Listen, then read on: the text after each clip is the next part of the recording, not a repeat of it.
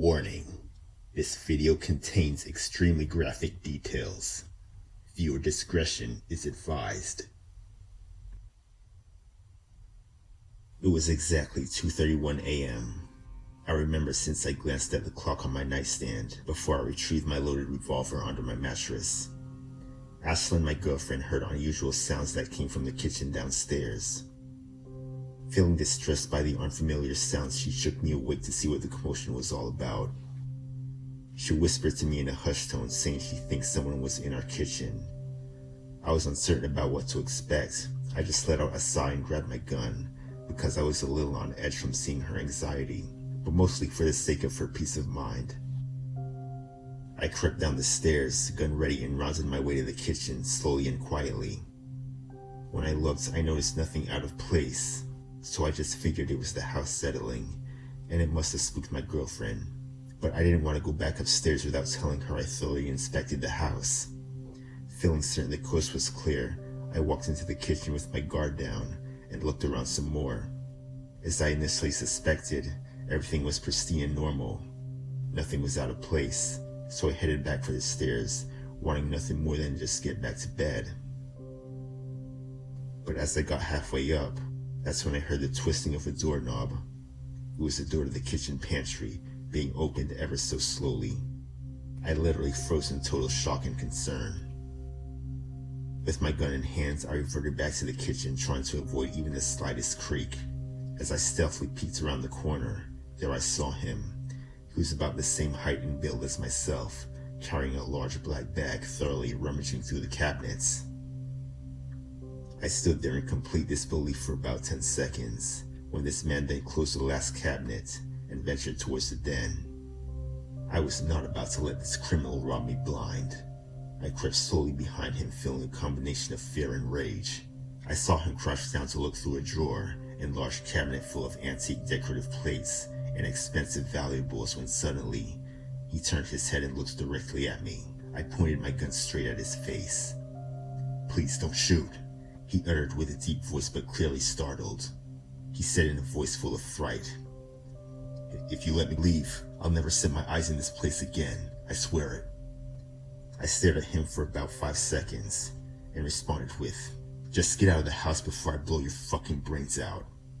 I didn't exactly say it loud but stern so he would know I meant business, all the while not wanting to alert my girlfriend so she wouldn't panic, as I was confident in my ability to handle the situation at this point, though I was briefly unaware she had already quietly entered the scene, and with a petrified expression of terror on her face as she became aware of what was going on.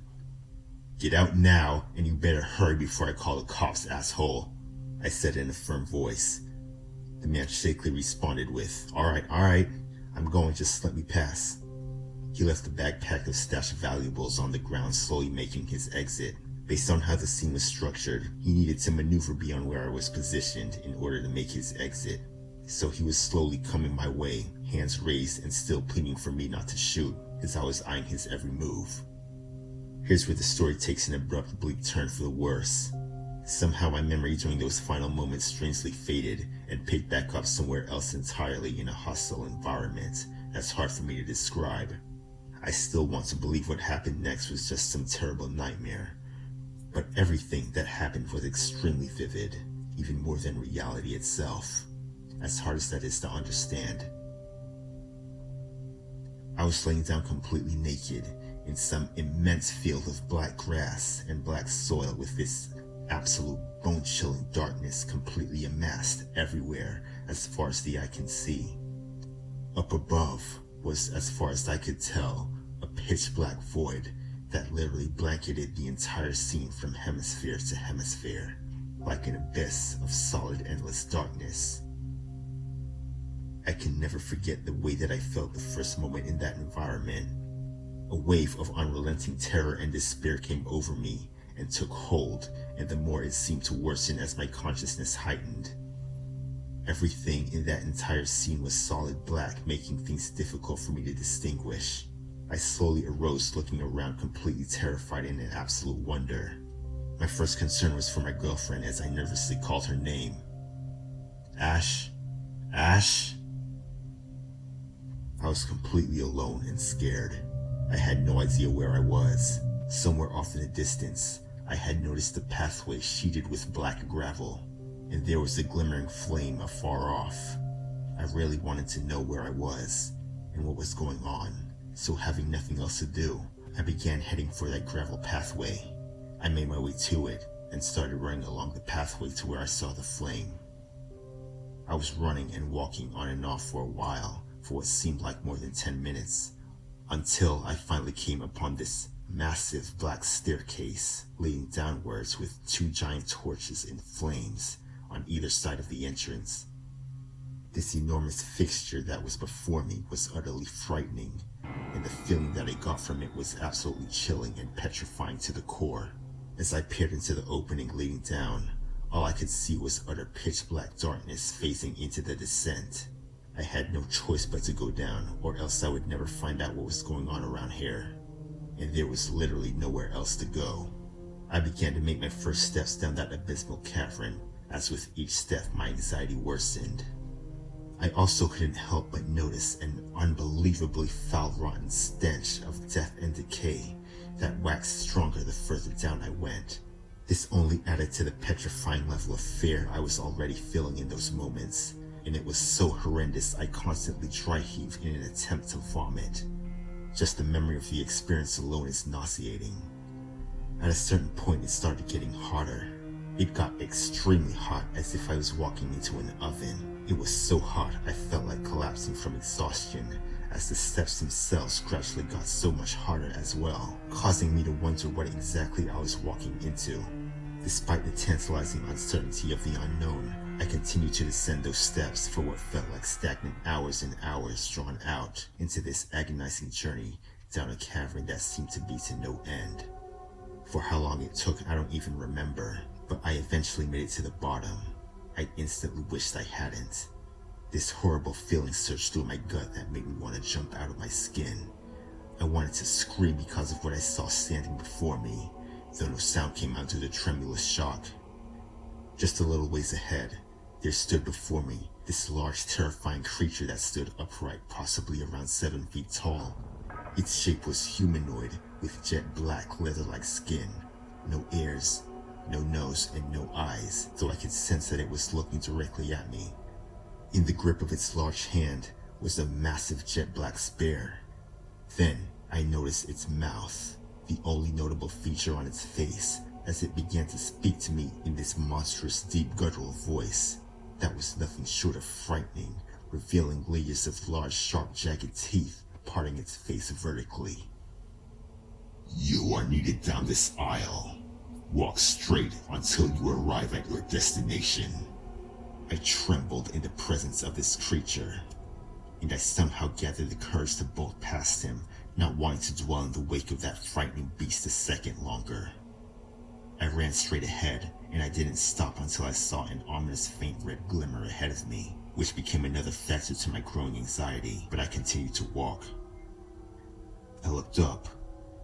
There was no ceiling, just empty darkness above, atop these massive uncovered black walls. As I drew within closer proximity of the ominous reddish glimmers ahead, it became many. I discovered their source in that of giant torch flames, creepily illuminating more of these huge black staircases leading off the corridor on both sides, which was at least 10 feet wide from wall to wall. And just like the one I entered, there were giant torches with huge flames on both sides of their entrances, which were the only sources of light in this perfidious nightmare. The entrances to these staircases also seemed to be at least 10 feet wide, and I could not even begin to imagine where they ended or what they led to. There seemed to be dozens of these staircases, aligned all along both sides of the enclosure. At that point, I just wanted to ball up into a fetal position on the ground and cry from the insane amount of fear I was feeling, wishing this nightmare would just disappear. Then I heard something a little ways off in the distance ahead. I saw a man. He was faintly whimpering. As I moved closer, I noticed he was in severe distress and was weeping hysterically. As I was starting to see him more clearly, I could see that he was limping. And not just limping, he was literally dragging one foot behind him like it was broken.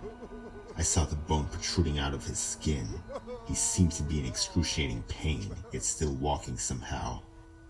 He was making his way towards a flight of stairs that came into view at the end of the corridor. It was then that I figured that was where the frightening creature told me I needed to go.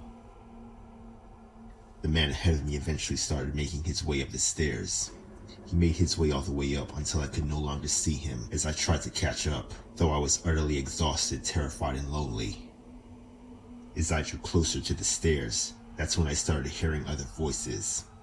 It was like I was hearing a large crowd of people, and they were shouting. Actually, they were wailing in absolute and total utter distress. What I heard was the absolute most blood-curdling screams and cries I could ever begin to imagine in my wildest dreams. It was so extremely disheartening and absolutely devastating, utterly beyond words, to hear such a horrendous level of distress. It absolutely terrified me and broke me to my core, to where I literally froze right there in absolute terror when I heard the intensity of the horrific screams. This powerful wave of incredible sadness and despair started emanating from that direction, and it was so strong it literally made me crash to my knees as I began bawling my eyes out. It was so awful and depressing beyond anything I ever understood. A part of me wanted to just run in the opposite direction and just say screw everything, but the other part of me wanted to know what was happening to those people. And that's when I made the single absolute dumbest decision I will forever regret. I would literally give anything if I could just go back to that moment and tell myself to go back and just turn around and run the opposite direction. Because what was over that ledge was not worth seeing. In fact, it was not for anyone to see ever. The horrendous things I've seen can never be erased. I see them every time I close my eyes, and it's something I will have to live with for the rest of my life. I began to make my way up those stairs, and the further up I went, the more audible the distress in those horrific screams got. I started to slow down. I was hyperventilating uncontrollably as the terror and the stench of death was more intense than ever. I was nearing the last few steps when I heard the most menacing demonic voice beyond anything I could ever imagine. It was so terrifying and beyond horrific, it literally made my soul tremble. When I heard that terrible voice, I immediately knew I had made a grave mistake, and I intended to turn around and flee the opposite direction. However, I noticed my feet had already advanced to the last step. The incomprehensible terror that befell me where I stood was truly and utterly beyond words, as I was helplessly frozen in absolute horror. Thereof, in the near distance, was this extremely tall and massive pitch black silhouette. It was this absolutely frightening pitch black tree with thick jagged branches that gave off this absolutely petrifying and bone-chilling presence.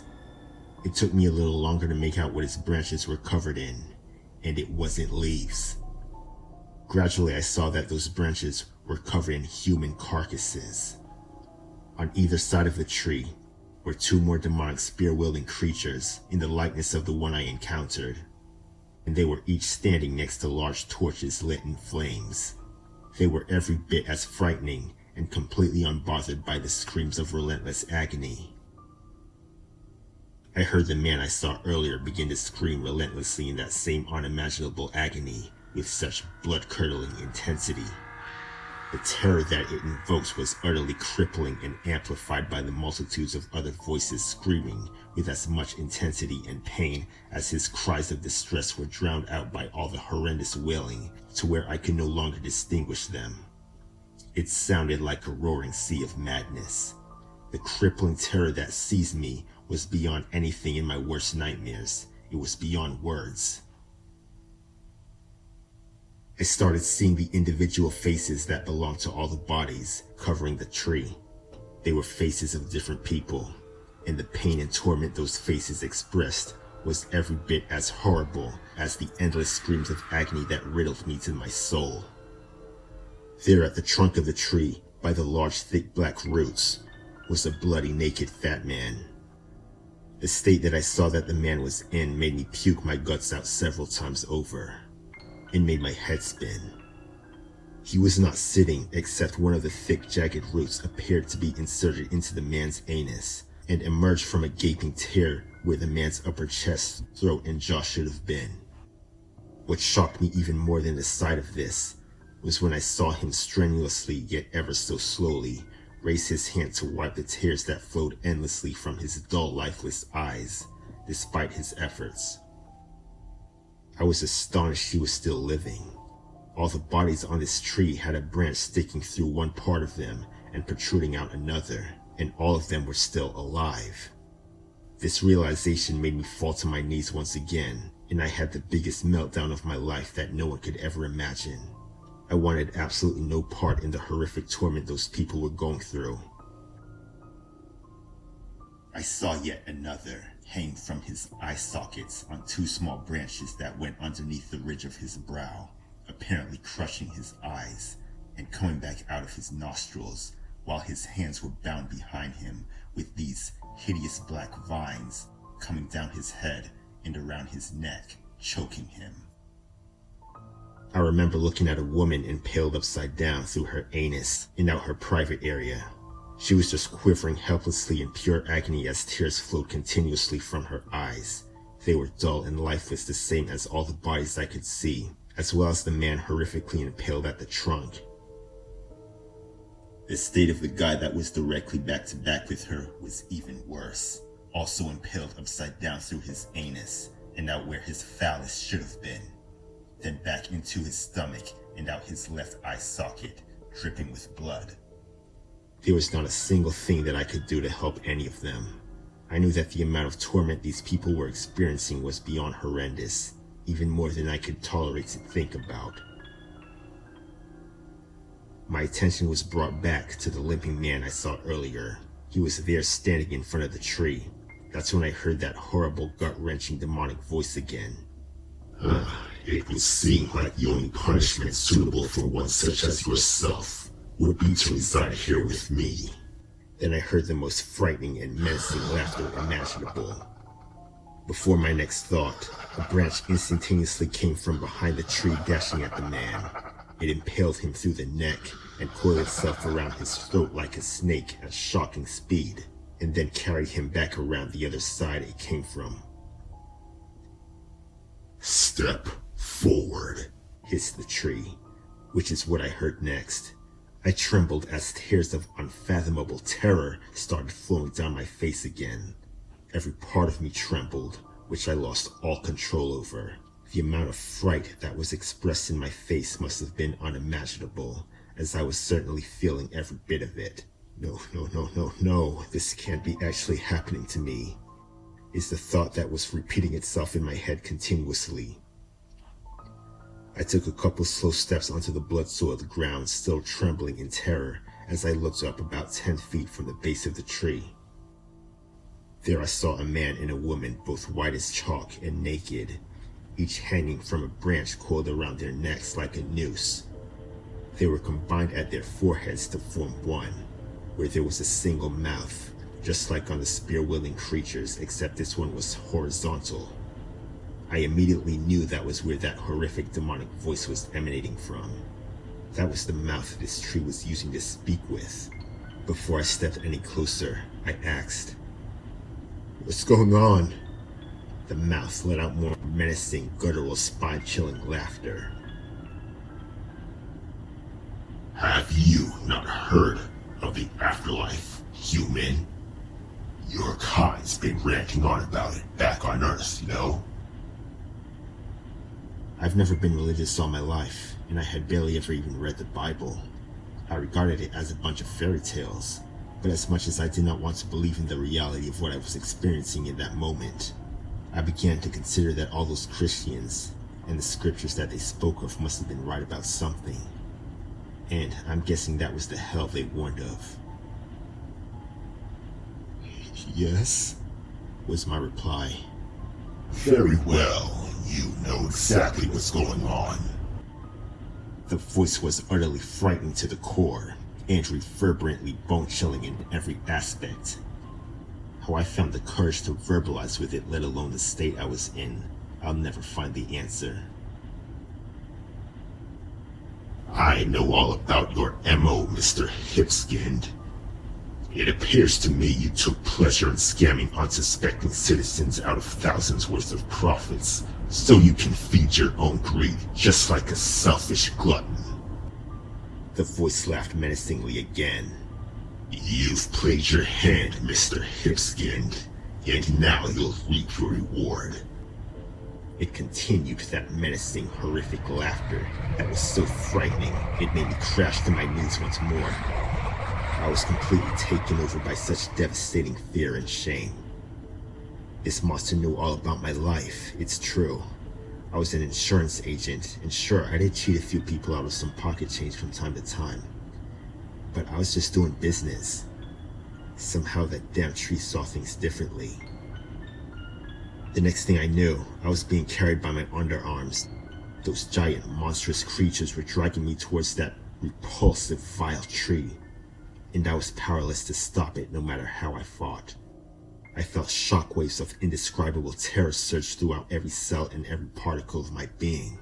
It was the absolute most horrific and defeating sensation imaginable. But the experience only gets much worse. They cast me forcefully to the ground face first, like it was just a useless piece of cloth. Those two monsters that handled me so effortlessly began stabbing me with their spears right through my torso in perfect synchronicity, piercing my spine. Their spears were long and dense with sleek, sharp black metal end pieces, and they stabbed me with absolute unrelenting mercilessness. I wailed with such unfathomable agony, like I've never wailed before in my life. I screamed from the core of my soul. The same blood-curdling hollers that were coming from those tormented people were now emanating from my very own guts with every bit as much pain. Again and again, they gutted me with their spears with such cold, empty, merciless aggression, detest, and scorn.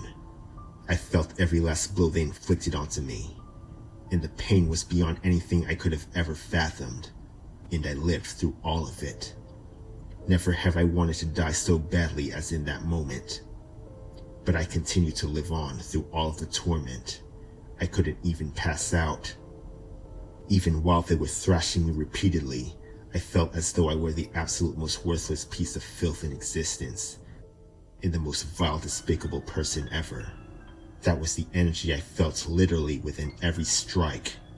Those creatures hated me with a passion, and I could feel it every bit. When they were done with me, I was a mangled, bloody mess. I just laid on the ground like a lifeless heap of shredded meat, with not even an ounce of energy left to even sob or moan. Yet I was hurting immensely all over, and the disquieted, unbearable pain was endless.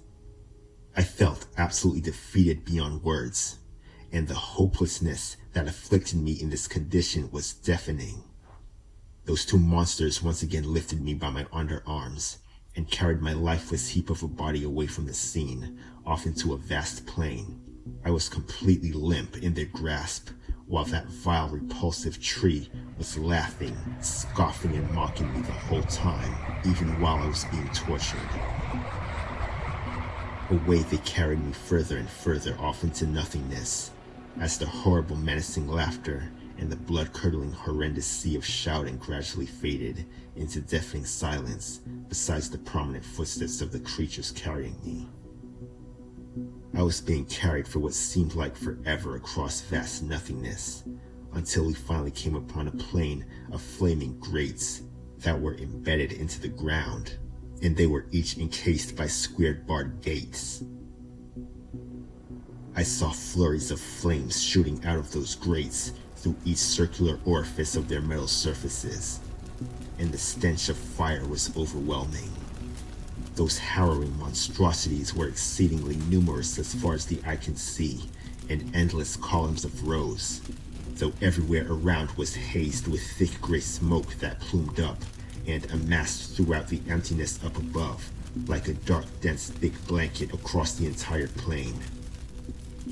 This place was utterly frightening beyond words, far more so than anything I had experienced thus far. But what made it even worse was when I started hearing the most horrific, blood-curdling shouting coming from those grates. there were actual people in those things, and I knew that these monsters were going to put me in one of them. I could never have even began to fathom the reality of the terror I felt and the unbearable horror of what I saw, even if I wanted. But there I was seeing it, beholding such indescribable horror, and it was crippling. I was being carried further into this horrendous environment, and I felt waves of indescribable terror flaring up throughout my being. I did not want to imagine what these monsters had in store for me, and the pain that was being expressed in those harrowing screams. I felt it. I can't even begin to put together the words to express how utterly defeating that feeling was. It's a type of pain that would shred a person's psyche within minutes, rendering them permanently concealed in a padded room for the rest of their days. Except the pain was endless. I was being carried for a good while, until the creatures finally stopped at one of those barred gates, which enclosed a terrifying, fiery grate behind it.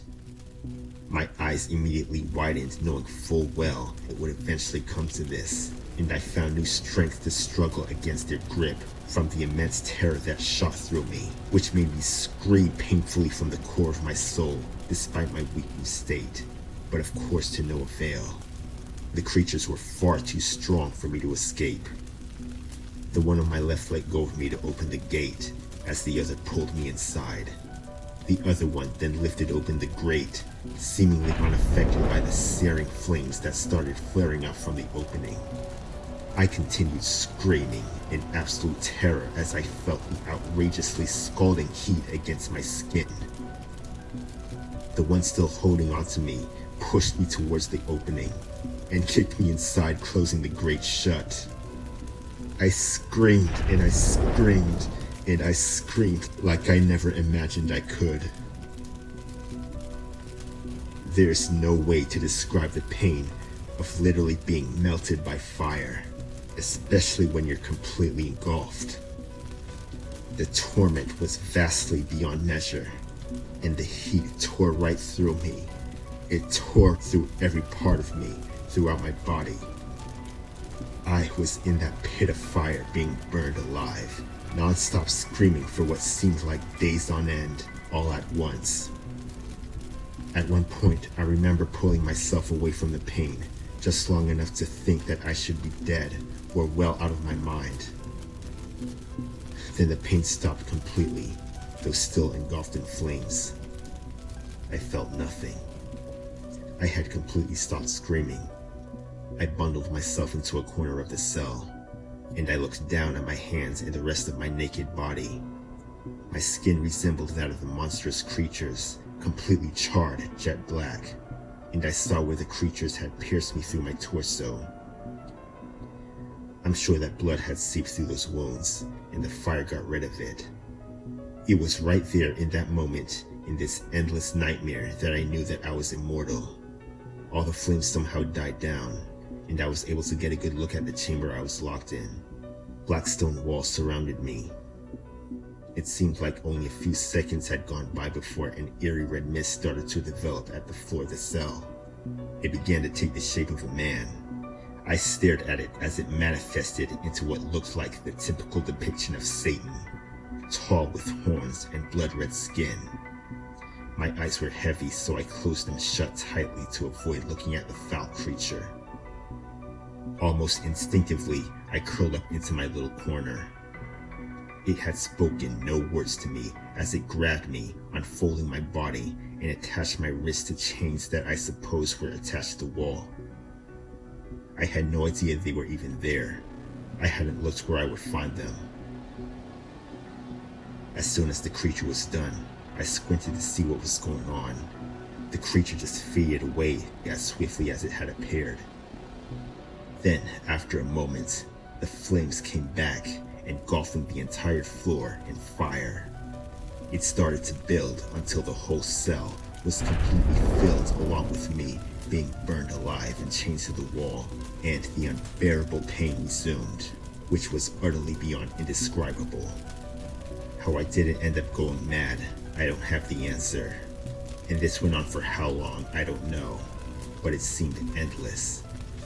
The very concept of time was no longer even a thing anymore. It was forever.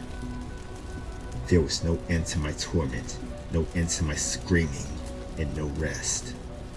I couldn't even breathe because with every gasp, the inside of my body was flooded with pure scalding fire, only for me to continue screaming with everything in my soul from the indescribable pain, and it was unimaginable, beyond words, and was absolutely endless. I wouldn't wish this kind of torment on my worst enemy. At some point while this was still going on, I was able to pull my mind from the pain, though just briefly. I thought about Ashlyn, my girlfriend I had left back at home. I thought really hard as to distract myself from the pain, at least for a moment. I remember seeing the ceiling of my den and the top of the entryway up to the kitchen, where I had been standing, seemingly a long time ago at this point. Only I was sprawled out on the floor staring up. I couldn't move. I couldn't even move my eyes. I could only stare.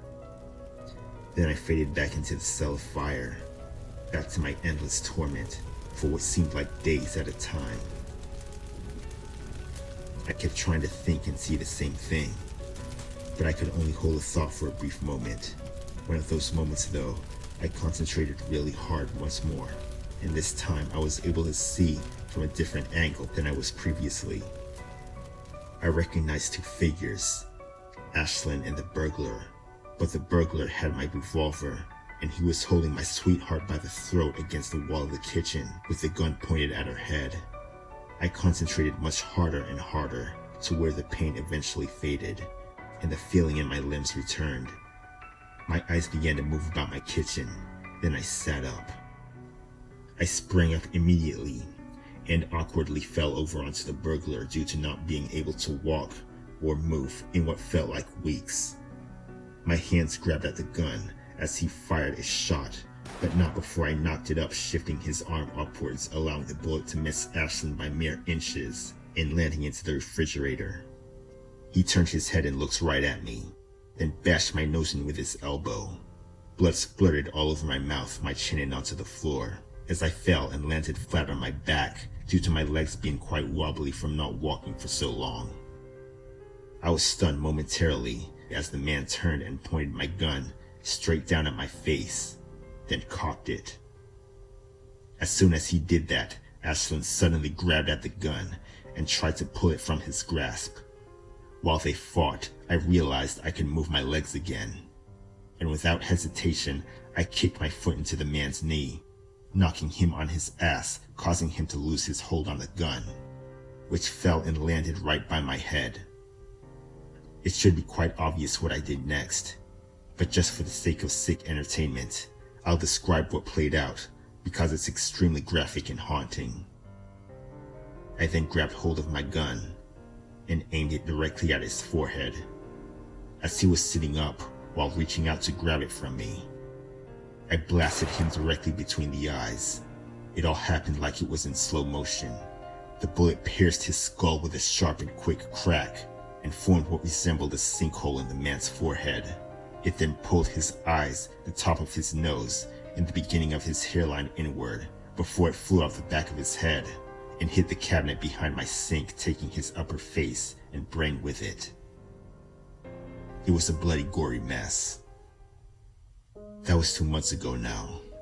Ash later told me that the man had grabbed the barrel of the revolver and slammed the butt of the gun into my face, knocking me out cold. I even told her about my experience and how it seemed like weeks when in reality it was only seconds. I think I understand what happened. I died for a brief moment, but in the afterlife a moment can seem like an eternity.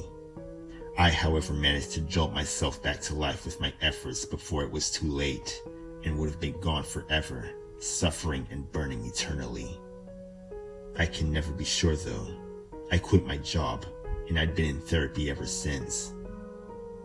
I still can't even walk right because I'm so used to being paralyzed and chained to a wall. I'm sharing my experience and putting my story out there because Ash told me it's quite interesting and people might like to listen to it. but it's hard to accept the reality knowing that I'd gone to hell and almost let my Ashlyn come with me.